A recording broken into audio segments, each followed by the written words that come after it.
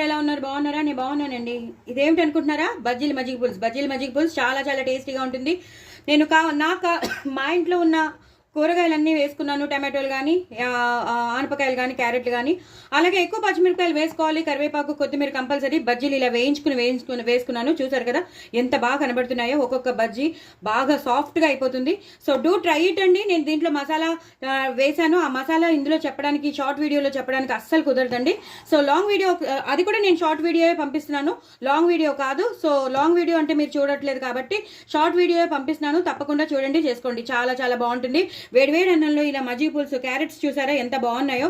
ఈ కన్సిస్టెన్సీలోనే ఉండాలండి. శనగపిండి పెట్టుకుని చేసుకున్నాను. సూపర్. లాస్ట్ లో కొత్తిమీర మళ్ళీ వేసి గార్నిష్ చేసేసుకోండి. చాలా చాలా టేస్టీ అయిన మజ్జిగ పులుసు మీ సొంతం అయిపోతుంది. ఎంతో మంది ఫేవరెట్స్ ఉన్నారు. ఎంతమంది ఫేవరెట్స్ ఉన్నారో నా కామెంట్ బాక్స్ లో పెట్టండి. మీరు చేసుకున్నట్టు కూడా నాకు కామెంట్ బాక్స్ లో పెట్టండి. చాలా చాలా టేస్టీ అయినా బజ్జీల మజ్జిగ పులుసు ఎంత టేస్టీగా ఉందో చూసారు కదా. ఒక్కొక్క దాంట్లో ఎంత బాగా వస్తున్నాయో. చాలా చాలా టేస్టీగా ఉంటుంది. మా ఇంట్లో అయితే చాలా మందికి ఇష్టం, నాకైతే చాలా ఇష్టం. సూపర్. మరి ఇంకెందుకు ఆలస్యం, చేసుకోండి. నా ఛానల్ని సబ్స్క్రైబ్ చేసుకోవడం అసలు మర్చిపోద్దు. బాయ్ అండి.